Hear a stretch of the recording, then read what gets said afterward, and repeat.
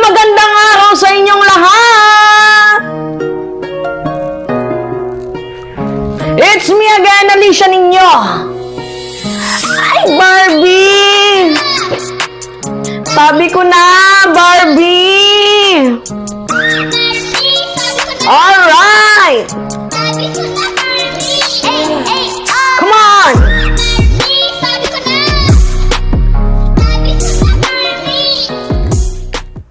Diba? Ngayon, pag-usapan natin tong si Barbelat. Oo.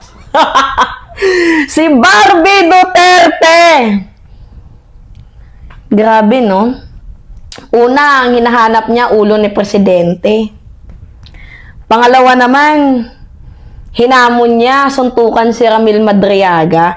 Mga minamahal, sa totoo lang, si Ramil Madriaga, sumagot with respect. Hoy, Alpotera, ito, tingnan mo tong amo mo, ha? Tingnan mo tong amo mo.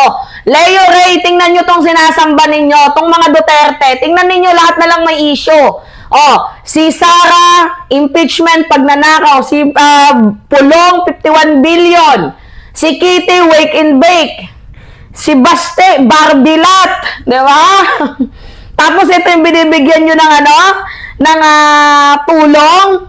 Tapos sisirahan nyo si Presidente. Masirang-sira na nga itong mga kupal na to.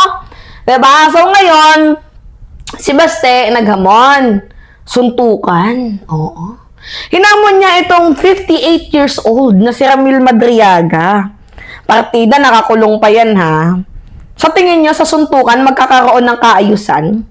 Sa tingin ninyo, mga minamahal, kapag nagsuntukan yung si Barbie tapos si Ramil Madriaga, magkakaroon ng solusyon ang problema ng bansang Pilipinas, sa tingin ninyo? Eh kung ma-resolve natin yung impeachment, eh di mababawasan yung mga magdanakaw. Diba? Pero kung magsusuntukan si Ramil Madriaga, si Baste, sa tingin ninyo, magkakaroon ba ng peace ang bansang Pilipinas? Masasatisfy ba kayo?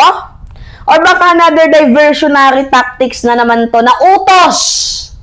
Kasi dito pala magaling si itong pamilya ni Alpotera, pati ni tawag dito, ni, di ba? Ni Leo Ray, o ni LRY. Inutusan mo na naman to na! Di ba? Kasi si LRY, taga-utos to sa kanila kung ano yung mga tactics. Eh ngayon, si Barbilat sumusunod. Kay General Torre nga Hindi ka nga umubra kay General Torre. Diba?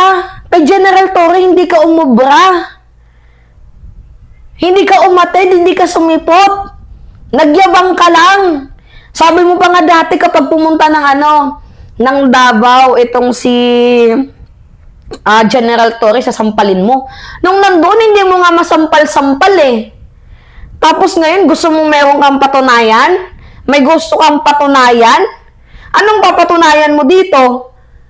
Itong si Ramil Madriaga nakakulong. Ito kasi narinig ko, totoo ba? Hoy, Leo Ray Alpotera, kayo ba yung nagsusulong ng suntukan campaign ni Ramil Madriaga at nitong si Baste Duterte? Sa tingin ninyo, sige, charity boxing. Sa tingin ninyo, dadalo? Itong si Baste Duterte, si Ramil Madriaga, dadalo yan. Si Torre nga na hinamon mo, hindi ka nga nakapalag si Torre, tingnan mo, nag-practice, nag-push up. Diba? Kung ano-ano kasi yung mga ipinipitik sa inyo ng mga advisor ninyo Diba? Leo Ray, kung bibigyan mo lang din naman ng advice at ikaw, Alpotero, magpo-post ka lang din dyan ng kung ano-ano sa amo mo, ayusin nyo naman na hindi mapapahiya yung mga Duterte. Kaso mukhang pahiyang-pahiya na Anak ng weteng. Papatulan ninyo, suntukan sa isang matanda. Diba? Papatulan ninyo, suntukan sa isang nakakulong. Paano kung pinagbigyan? Suntukan, charity boxing. Tapos si Basta, hindi na naman umattend. Diba? Sabi ko sa inyo, diversionary tactics yan. Kaya nga, minsan, nakakatawa man tong advice ni Leo Ray at ni Alpotera, pero masasabi kong, good job dahil kung pinatulan yan, lilis na naman yung issue, lilis yung topic. Si Torre noon, nung hinamon mo, tahimik lang. Diba? Tahimik lang. Pero ikaw, anong ginawa mo? Nagyabang ka, tapos nung araw ng boxing ninyo, nandun ka sa Singapore. Lumipad ka. Di ba? Walang paramdam. Biglang nawala yung angas. Sayang ang tato. Di ba? Tapos ngayon, gusto mong magkaroon kayo ng suntukan. Gusto mong meron kang mapatunayan sa taong nakakulong. Pero anyway, kahit nasa loob ng kulungan, mga minamahal, itong si Madriaga, may dignidad pa din, oo. O, nakikita nyo to, Leo Rhea Talpotera. O, yan na yung kanyang letter. Ito pa. Yan. Medyo hindi ko lang mabasa. Pero sabi dito, it's an honor to exchange with you. However, it's fine annex to camp bagong diwa, I will accommodate. Yan, parang merong wish. Itong si Ramil Madriaga, kung papayagan akong makalaya dito, sige, go, oo, hindi ako wrong. Kahit medyo mahina na ako, matapang akong haharap sa hamon mo. Diba? Marunong ako kumispeto, kahit nadihado ako, sige, attend ako.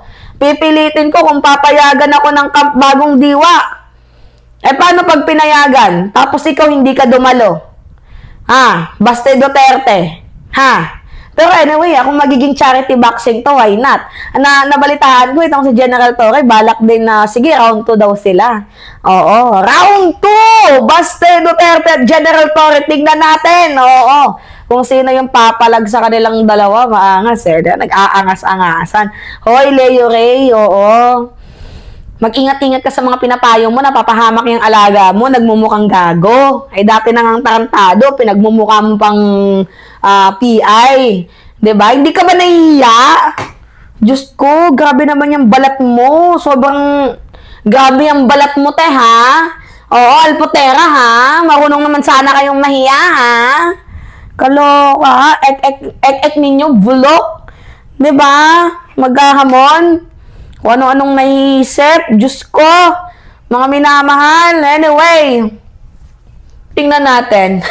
Actually, itong mga ganitong klaseng galawan, matik na, alam na natin Oo alam na natin tong mga galawan na to. Mga minamahal, ano lang to, diversion. Oo, tawag dito, para ilihis ang issue. Diba? Yan yung tawag dito, yan yung sigurong gagawin nila. Para iba naman yung pag-usapan, which is dyan sila magaling. Mga minamahal, sa paglihis ng istorya. Well, kung papatulan kayo, kaso mukhang ingay lang yung ginagawa ninyo, katulad ng 18 Marines, ingay lang. Diba? Tingnan natin, Anyway, mga minamahal, yun po. It's me again, Alicia ninyo. Nagbabalik muli para sa ating panibagong video. Pahingi lamang po ako ng comments, likes, and share. And also, don't forget to click the subscribe and always nyo pong i-hit ang notification bell for more update. Maraming salamat at ingat, mga kababayan!